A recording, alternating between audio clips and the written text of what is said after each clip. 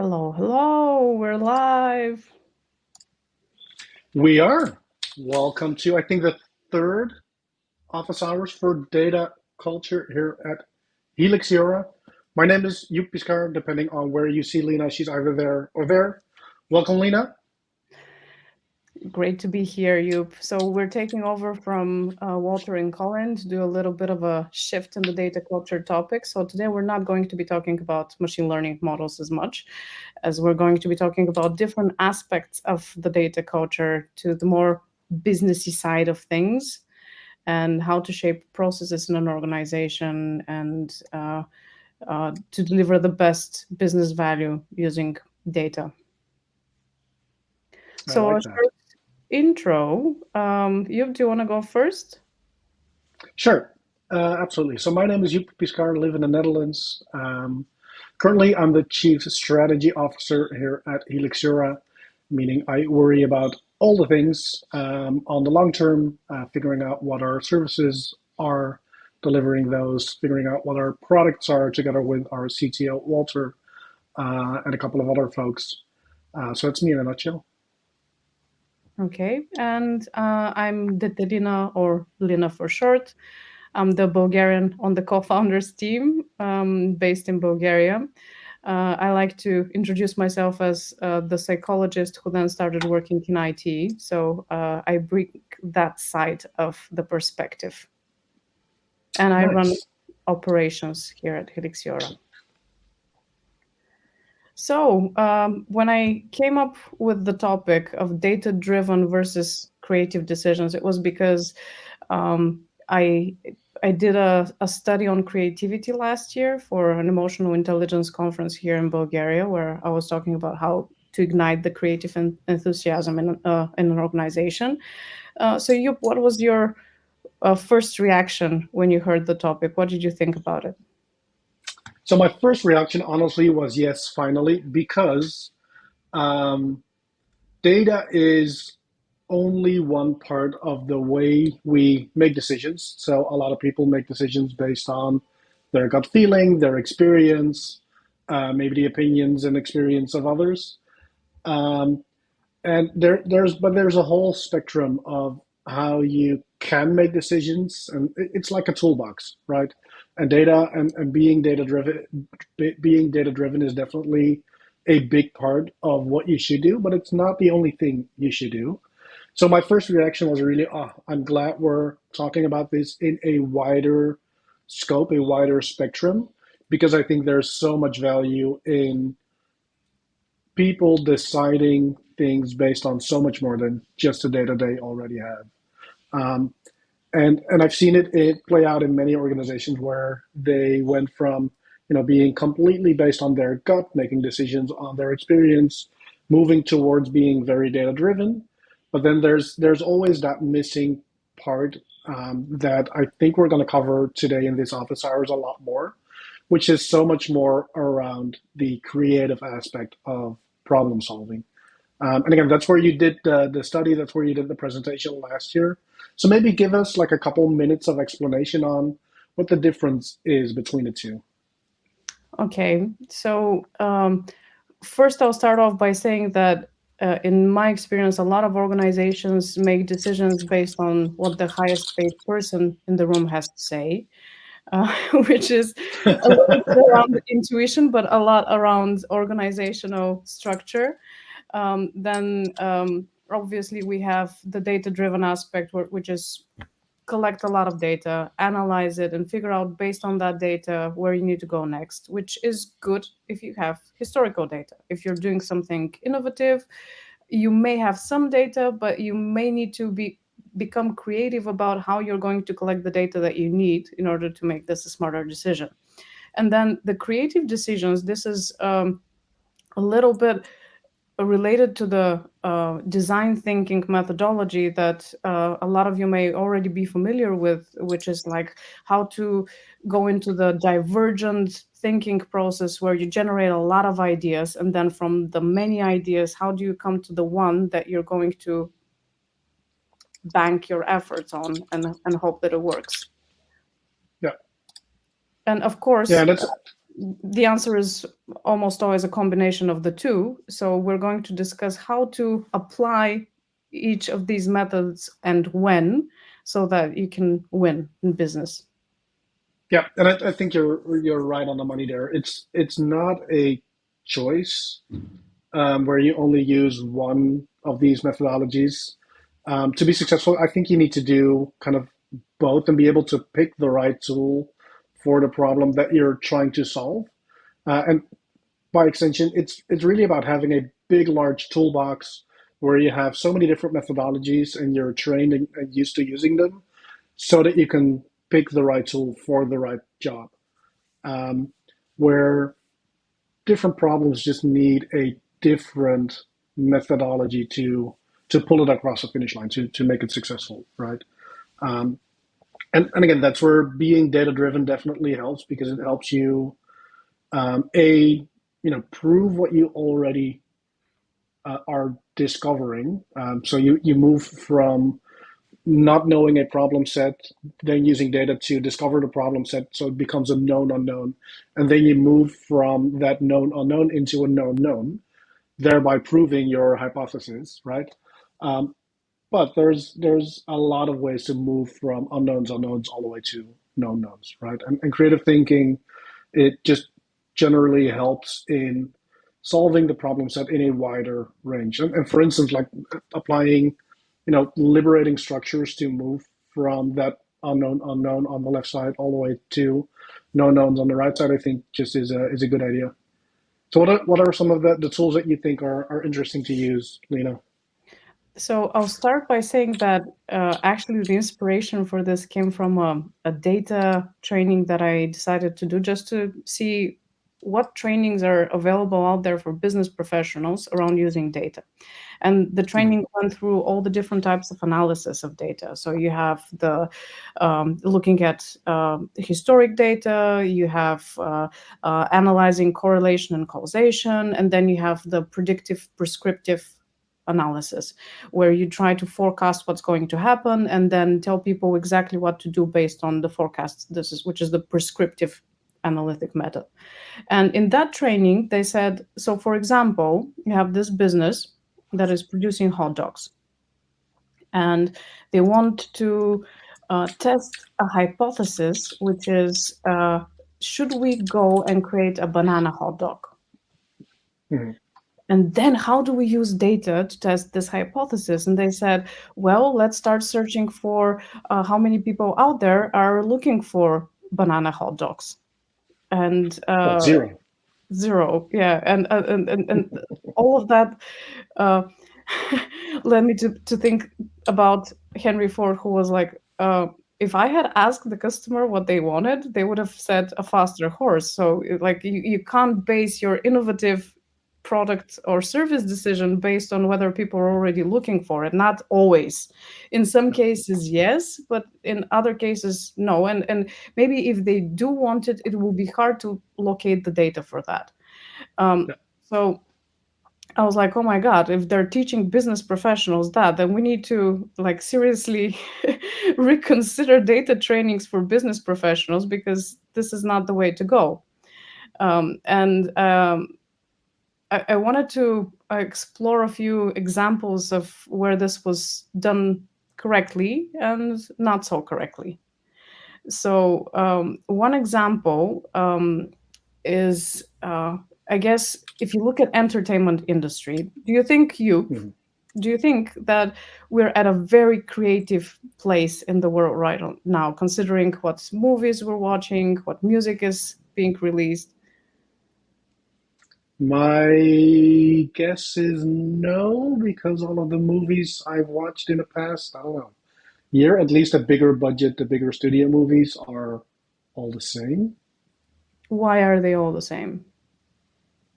Because I think people looked at the data and said, "Hey, this is what people want. Let's not do the risky new thing. Let's not build a car when we have horses. Let's build faster horses." That's Exactly. what I think is happening.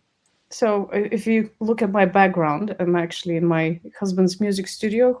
He used to be a full-time music producer and DJ. He gave up on that career after a while because he was constantly being asked, "Hey, can you just do one track that is exactly the same as the one you did 2 years ago because that sold really well. Yep. And it's the same thing that we're seeing with films and with music at the moment, where we have the Fast and the Furious 11, for fuck's sake, which is like, how many times do we have to see this? And also, they never stop for gas. Yep. If you're looking carefully, never once did they put any petrol in the car. Um, so so if we look at the entertainment industry, it's in a bad place because it's very much financially driven, and it's like what sold well, and let's invest in making more of what sold well, and there's very little investment in new and original ideas. Yeah, and I think there's two sides of that story, right? So the first one is being risk averse as an industry, which I don't think is very worthwhile to discuss on this office hours. Um, yes, that's a problem, and there's a remarkable overlap with how much of the IT industry is approaching their work as well. But let's park that one for now. The other one is if you just look at the data and you said, "Hey, Fast and the Furious 10 did very well," what are you going to do? You're going to do 11. Um, and that's exactly where there's a risk of using data if you don't use it well, that you're just going to confirm what you already know, right? It's confirmation bias within the swim lane of the data that you're collecting. And if you're analyzing that, of course, 11 sounds like a great idea. Let's do yet another movie. What's missing often in that discussion is, okay, let's start with a hypothesis. Let's do some creative thinking around, okay, what's the problem that we're really solving? How do we approach that? And you come up with a bunch of novel ideas. Then you pick, I don't know, the 3 or 5 best ones, and you start collecting data on those new ideas so that you can prove whether it's actually a good idea. You're going to prove the financials, you're going to prove the risk profile, you're going to do a bunch of work using data to figure out, okay, is this worthwhile? Are we going to do it? Is there enough appetite in the market?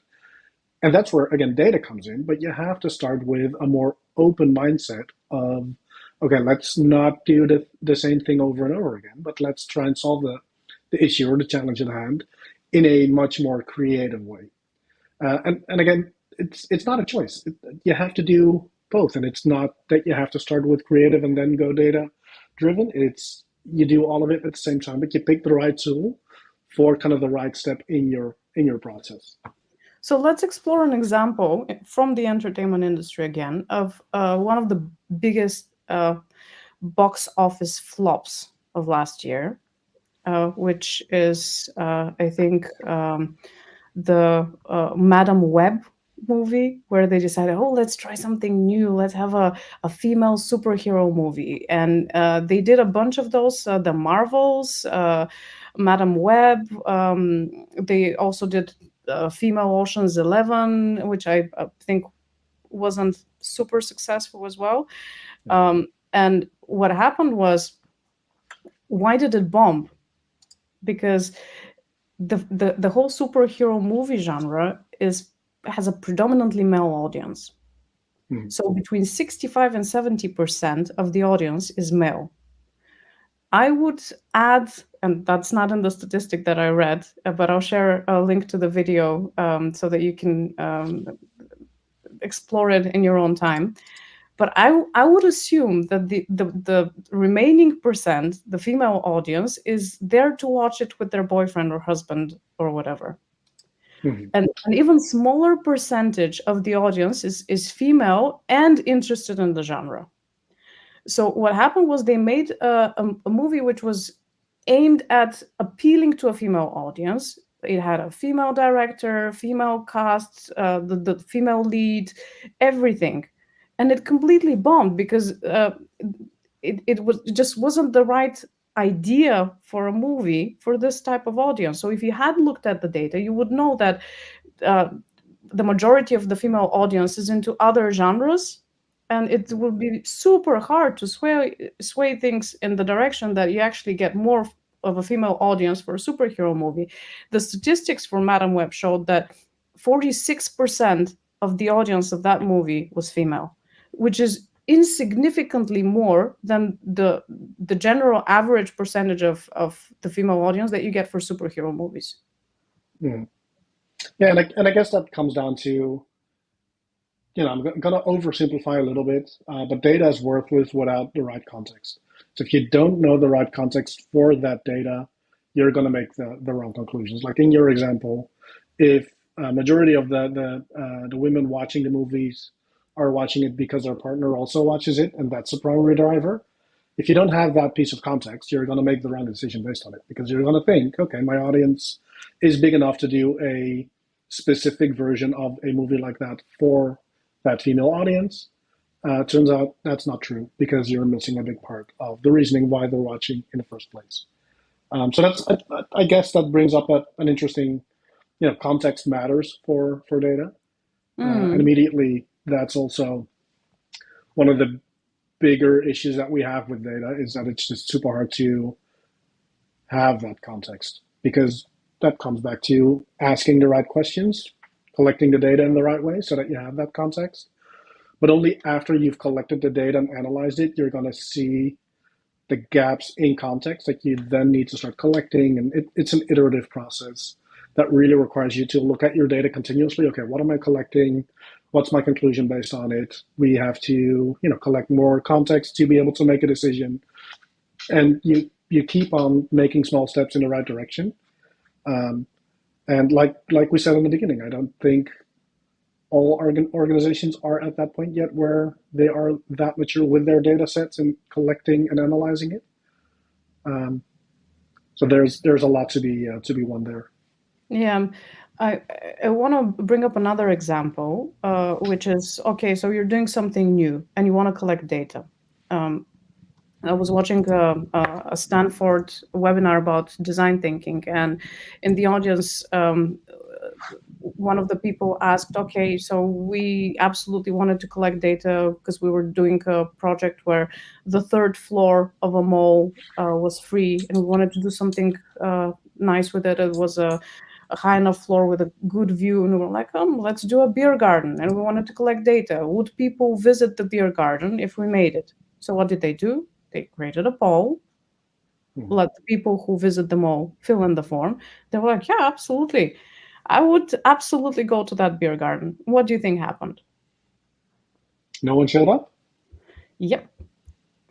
So obviously the question was for the Stanford webinar folk.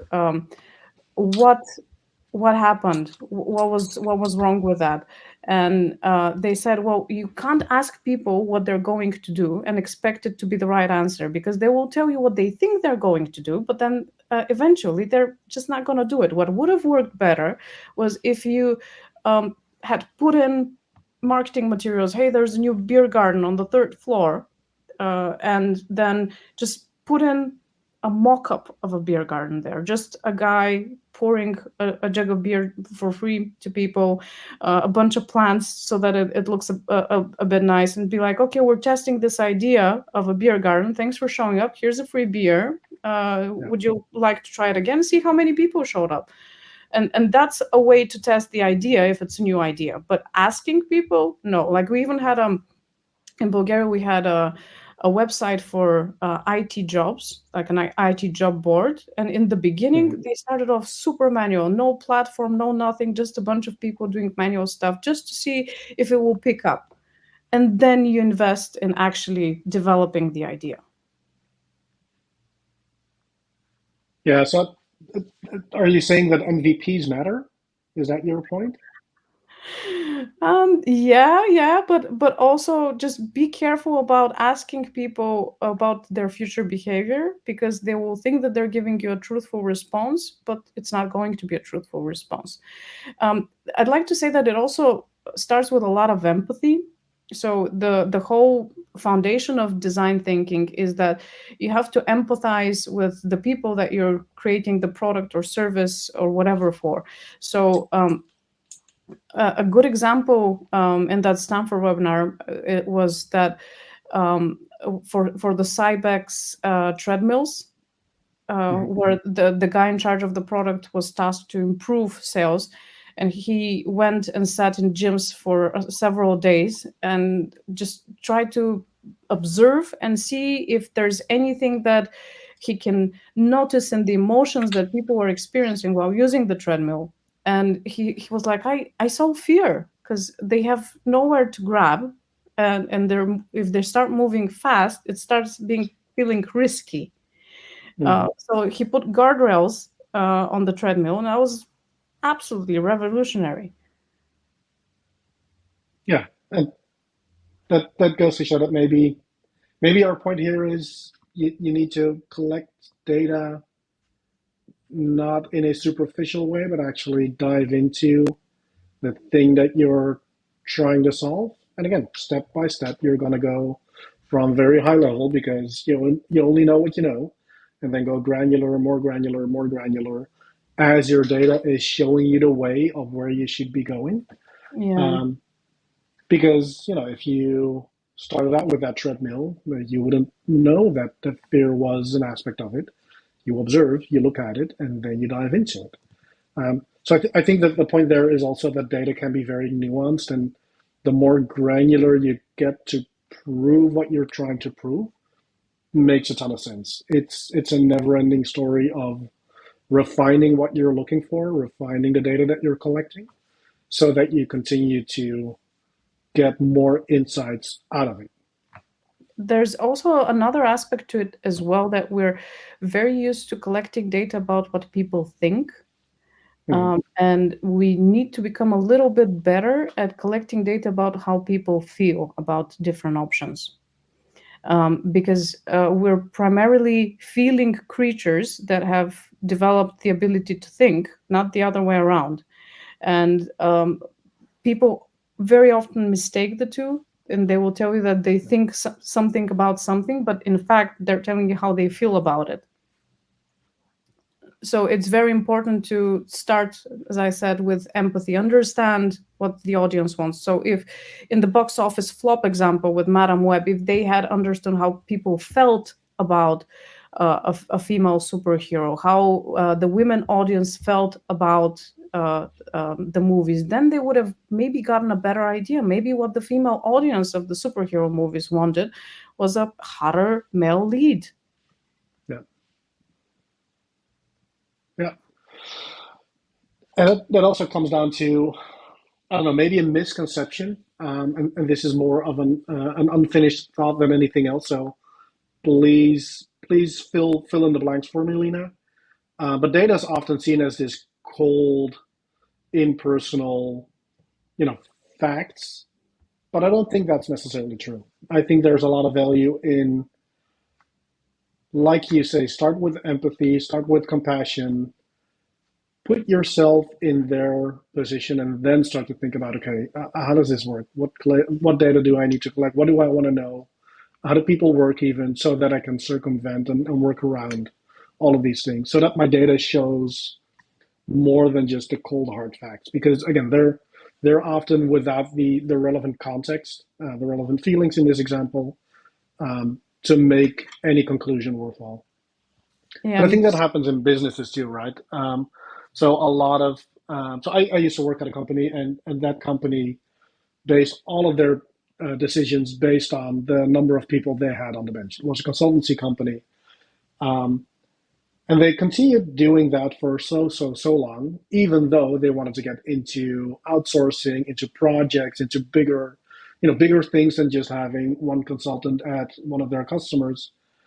But they collected the data anyway, and they actually steered their company based on that number, even though that number was completely irrelevant for the business model they were trying to get into. So businesses have a tendency to do that as well. Do what you always do, because that's the way you operate, and it's the thing you do. And if we had sat down in the beginning and said, okay, what data do we need to collect? What are our KPIs? What are our major steering numbers? Then it would have been a completely different picture, and the company would have been in a position to do bigger projects so much faster than what actually happened. Yeah, yeah, very, very true. And I think that we're at an interesting place in time, because we know that one of the things that AI isn't good at is creativity. And at the same time, like, you read about it, but then you see someone like, oh, look at me telling AI to do this and that, and it's very creative. I for one, can say that AI helps me be creative because I find it hard to start. So Mhm. I'll just do a prompt and get something from ChatGPT, and then I'm like, okay, I know what to do now, Yeah. or I can use it to collect information. And um, I guess one of the principles in creativity is that you can only be creative about something that you know very well. So otherwise, you start with, oh, I have this amazing idea, and Mhm. it's something that someone else already came up with, developed, and everybody around you already knows how it worked out. So Yeah. you have to start with collecting the data. And then it's a very important step to have this moment of empathy and understand what do people actually want? What is the most interesting problem to solve out there? Because if we go back to the hot dog example, it's a Mhm. very creative idea to do a banana hot dog, but what problem is it solving? Like, Yeah. is it that you know that your customers feel like they would enjoy a sweet hot dog? Yeah. Is Yeah. it something Who knows? entirely? Yeah, and you bring up an interesting point with the AI, and I think I saw like a comic, satirical comic, a couple of weeks ago, along the lines of, I don't want an AI to do my art and my creativity tasks for me. I wanted to do all of the menial tasks, like doing the dishes, writing a proposal with standard text. Um, I wanted to do all the menial things so that I can do my art, right? And I think that's where we're seeing use cases starting to develop for AI, specifically LLMs, that make sense in this context where I wanted to do, all of the stuff that I've done 20 times before or 100 times before, but I just need another iteration of it. I need to write a proposal. I need to wire out a slide deck for a presentation. Like those things are not creative, but they do take time because they're so accustomed to the thing that you're trying to do. And I think machine learning is just great at that aspect, so that I can have more time in my head, like more cognitive freedom, more cognitive ability to focus on what's actually important. So, for instance, if I'm making a slide deck for a presentation, to actually customize the slide deck with new creative ideas for that specific topic, for that specific audience. Like that's where I want to focus my time. Instead, 80% of my time is always lost on trying to align that one image to the rest of the images in the slide deck. Like, Yep, yep. The moment you started talking, I was like, I would use AI to fix my word formatting, please. yes, please. That will be awesome. Yeah, but one of the other principles of creativity is that you have to procrastinate. You have to put off for as long as possible so that you let your unconscious dwell on the problem that you're trying to solve for as long as possible, and that you don't go with the first idea that comes to your mind. And also to allow the time to get to all of the available information before you make that decision. Yeah, yeah. But how do you think AI plays into that? Because will AI give you a great idea because it has all of the input for all of the great ideas that were the first one? Or what do you think? I think it to me it fills the role of a rubber ducky. So I'm like, okay, so I need to figure something out. I'm gonna ask it some questions to get me thinking, and then I do something, and then I go back to AI and I'm like, let's test this idea. How much information does AI know about this? So yeah, a bit like a rubber ducky. I like it, I think it's more than a rubber ducky. It's one that helps you iterate. It's one that takes a step with you as you iterate towards solution of a given problem set, which I think is hugely valuable. And there's an interesting parallel there to empathy and working together with other people, where if you're on your own, you're just on your own, and you're limited by your own stream of thought. If you have someone to reflect on, even if it's an AI, that'll help you get to where you need to be much faster. Um, so, I often use it for, like you said, getting started with things. Like, give me 20 different options to work out. I don't know. I'm working on a maturity model for data culture stuff. Give me 20 options that I can choose from that you think are relevant for data culture.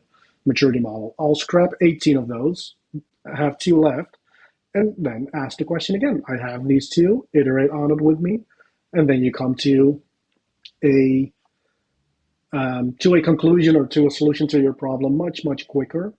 Because, and this is what I like about language, about large language models specifically, it helps you tap the rest of the world, the brains of the rest of the world, even if it's kind of condensed down into one single LLM.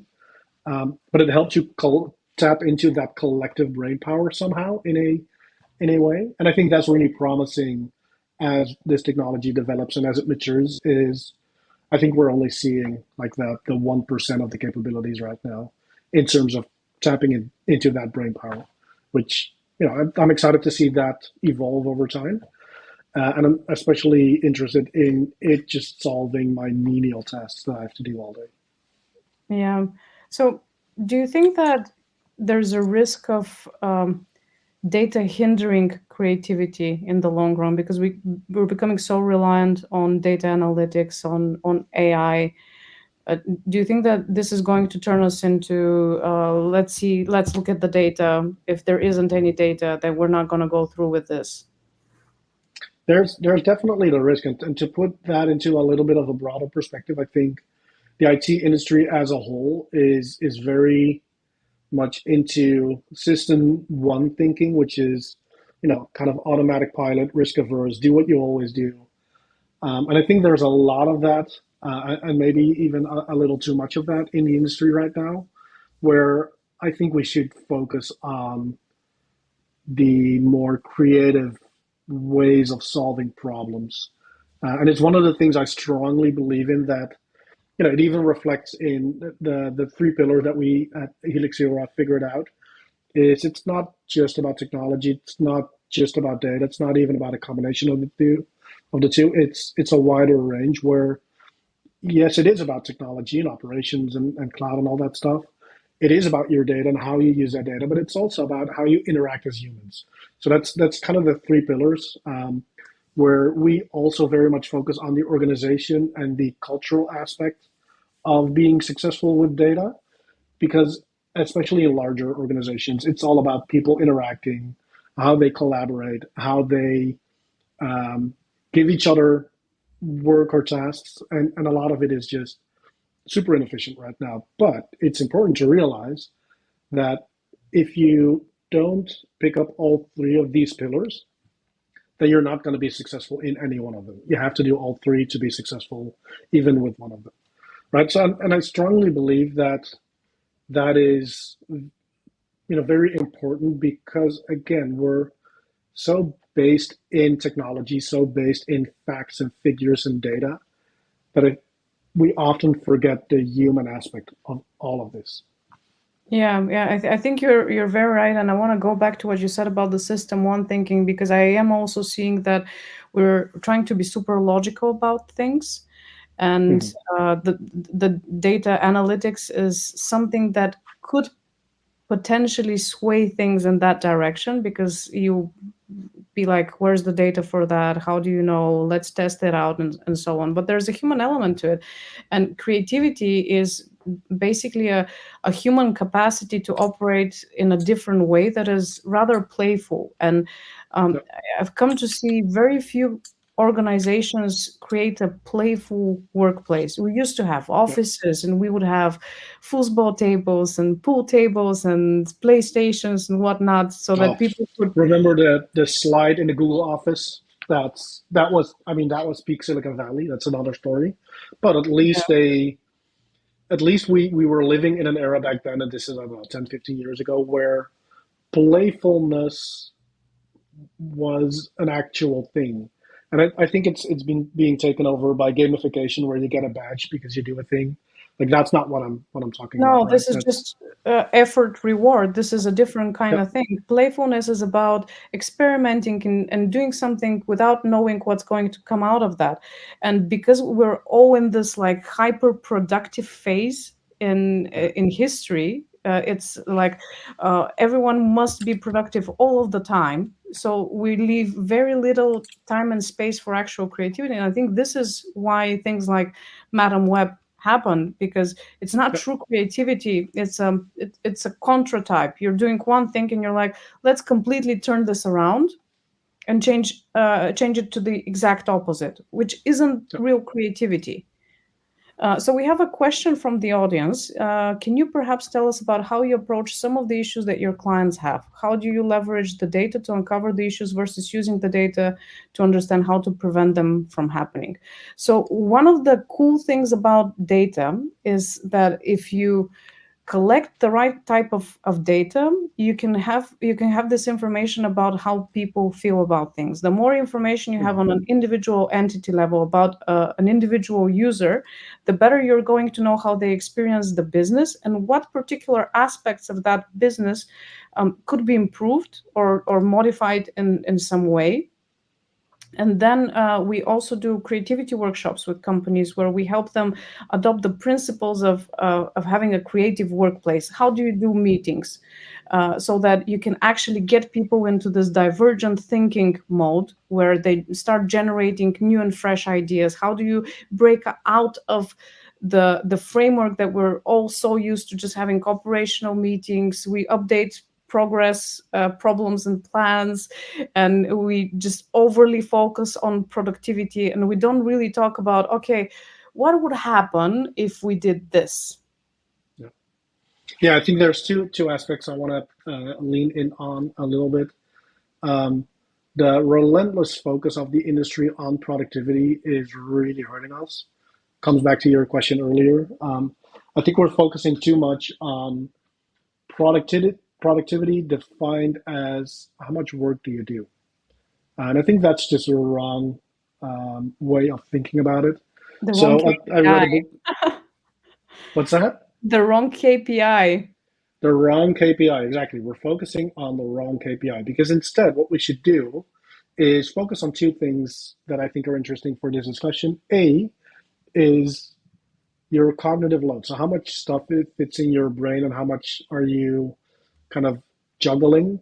Um, and the more menial tasks you're doing, the higher your cognitive load is. It's also dependent on how much you have to switch between tasks. Um, So A, focusing on, okay, getting in a mode where you're just doing a task and not be distracted by other things, have one responsibility. So for instance, as a team, if you're developing software, you shouldn't necessarily also care about security, care about the platform underneath, like the cloud and container stuff, storage, networking, observability, blah, blah, blah. The list goes on, right? You shouldn't care about all of it. You should be helped with that expertise, that domain knowledge by other teams that provide it to you. So you only have to focus on that one thing, which is solve business problems by developing software. That's all you do. Right? So cognitive load is one. The other closely related to this is slow down, take a step back, literally lean back like I'm doing now, to also show my cool t-shirt. But slow down so that you can speed up afterwards. You need to have a little distance, look at the problem set in a novel, new, creative way, and then you know what to do. But if you don't slow down, if you don't take that perspective, you're just going to continue what you've been doing forever. So slowification, um, a concept I learned about long, long ago, but I read it again recently in a book called "Wiring the Winning Organization," which is a real tongue tripper. Um, But that book really dives into that concept of saying, okay, you need to step back, slow down, see what the actual problem is, and see how you actually need to solve it instead of just continuing on that freight train of just doing your daily tasks, updating Jira, creating new tickets, having all kinds of Scrum meetings, like daily stand-ups. For a lot of problems, that's not the right tool. Going back to where I think you need to be able to choose the right tool for the right problem. A lot of problems don't need a daily stand up, don't need, poker, don't Only. need assigning points, don't need all of that, any of that. So slowification on the one hand, I'm kind of on around here. Slowification on the one hand, cognitive load on another. If you take those two into account, you're gonna be able to get into that creative mode much, much faster, much, much quicker, stay there for longer, so that you can start to unravel the problem that you have. because again, a lot of problem solving, especially around data, starts with, I think I have this problem. You start collecting data.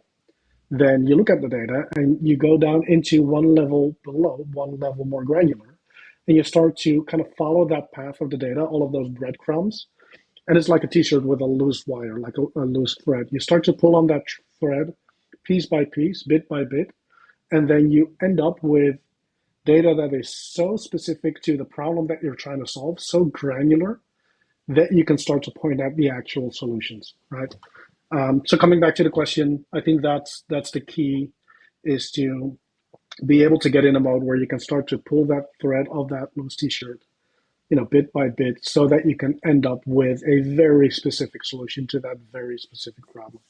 Yeah. So we when we do management consulting, that's one of the things that we do. We help uh, companies figure out what it is exactly that they're trying to solve as a problem, and then there's another aspect to it where um, people on an individual level today, with having our mobile phones constantly with us, being bombarded with notifications, having our schedules full of meetings, that's one of the reasons why we're not creative, because I'm our sorry, I brain wasn't I wasn't paying attention. I was on my phone. Sorry.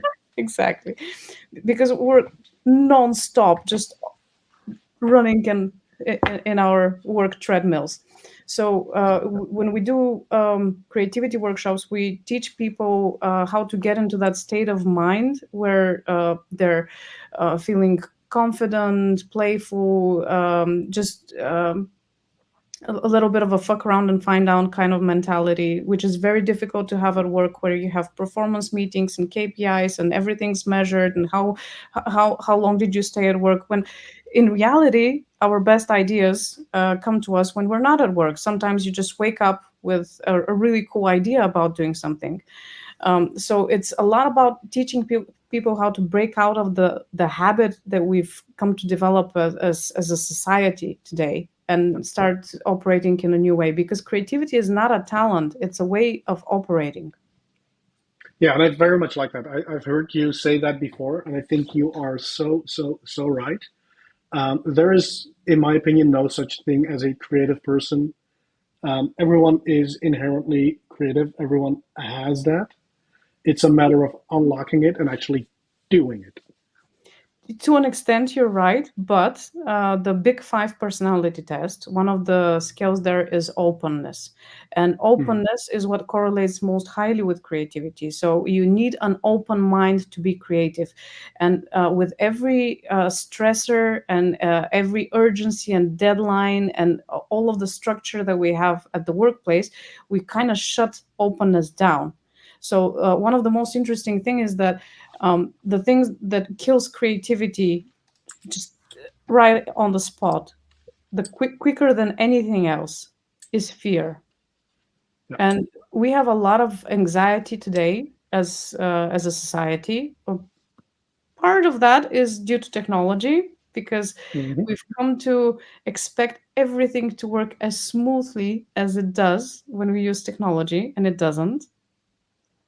No, And it of is. course other parts are just, wars and pandemics and um, all of that Social other media. horsemen of the apocalypse. And so yeah, I think it's a very big challenge for people and for organizations to get into a creative mode, and to also understand how to apply it properly and Yep. in what places. And I think that creativity in combination with data is a very winning strategy. Yep. Yep. Definitely. And it's especially if you train your organization from the teams that do the work to middle management layers to upper management. If everyone is able to get in that same mindset and in that open mode, information flows much better between the different layers of the organization. There's less, the grass is greener on the other side. Let me protect my little playground here, and the open flow of a communication, collaboration, information, I think, is a big driver in that. And I've seen that happen at a couple of organizations where I either worked or consulted. The moment we could get into that mode as an organization as a whole, from the top to the bottom of the organization, that made such a difference. Yeah, absolutely. Open communication is key. The other thing that I would recommend is humor. And this is something that is very tricky because today everyone gets offended by everything and anything at all.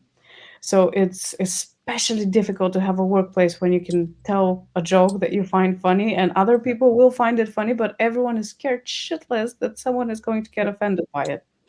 And humor gets you into an open mode quicker than anything else. So we It is. desperately need work cultures where we can be ourselves and open ourselves to this to other people's ideas, to new ideas, Yep. and also this openness helps us get into that empathy mode so that we can figure out what does the end user, what does the customer actually feel that they need, so that we Yep. can improve and bank on that.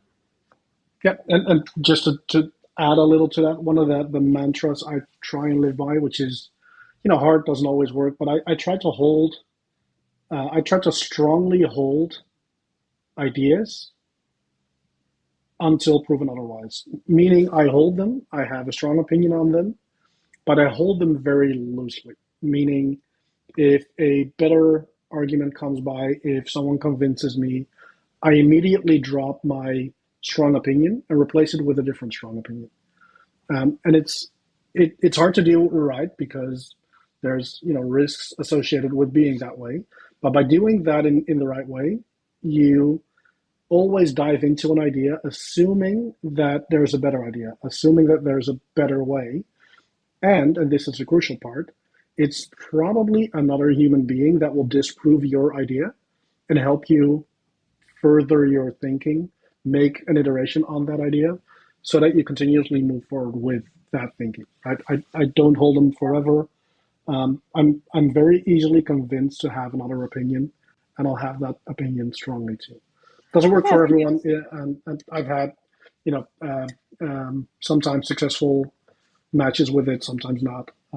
But I do think there's value in having an idea and then be ready to be convinced otherwise. yeah, I think it's the term for that is intellectual humility, where you're like, Right. I don't know what I don't know, so I'm just going to enter this conversation being prepared to be surprised by new Yep. information and change my mind. And me being a psychologist, when I started reading about like the new, well, new generation. It wasn't new when I was reading about it, but people who grow up with social media, one of the biggest risk factors for them was that they couldn't reinvent themselves. They couldn't have this change of heart that you're describing because when you're a teenager and you grow up as a teenager with like 500 friends online and you post, "This is my opinion," people Yeah. don't react very well to you changing your opinion because Yep. it's like this person doesn't have any integrity. Well, of course they don't have any integrity. They're a teenager, but we do Yeah. the same thing at work. We don't let people easily get away with changing their minds. You kind of expect that integrity means that you're going to have one opinion and stick to it. Yep. Yeah, and that you're always right, and that you've somehow done all the research to make you right. I was half expecting you to throw in the Grace Hopper quote somewhere in this discussion. Oh, yeah, yeah. So Grace Hopper was someone who was discouraged from uh, being involved in IT at the very beginning. Yeah. She was part of the team that created the first computer, and something that she said was the most dangerous phrase in the world is "That's how we've always done it. We've always done it this Yeah. way." And whenever I hear that, I'm just like, "Oh, I get so frustrated," because I am one of those people who hate doing things the way that they've been done before. I see nothing exciting about that. I like novelty so much that most of Mhm. my mistakes are probably because I tried something new and didn't go on the path well traveled. But Totally agree. again, creativity starts with knowing the area in which you're going to get creative. So you have to explore what has already worked and then Yep. pivot from there and figure out what the best problem to solve is. Exactly. All right. How about we start to wrap up I this think, discussion? yeah, I'm thinking the same thing. Okay, so a few thoughts to leave people with. Do you want to Yes. start or should I? So now I'll come back to the first thing I said when you asked, what excites you about this topic. What excites me, and what I want to leave you with is data is data. Data is great. Use it, but use it in context. Use it wisely, and use it as just one of the tools in your toolbox. Also, put some empathy in your toolbox. Put some creative thinking in your toolbox. Systems two thinking, cognitive load.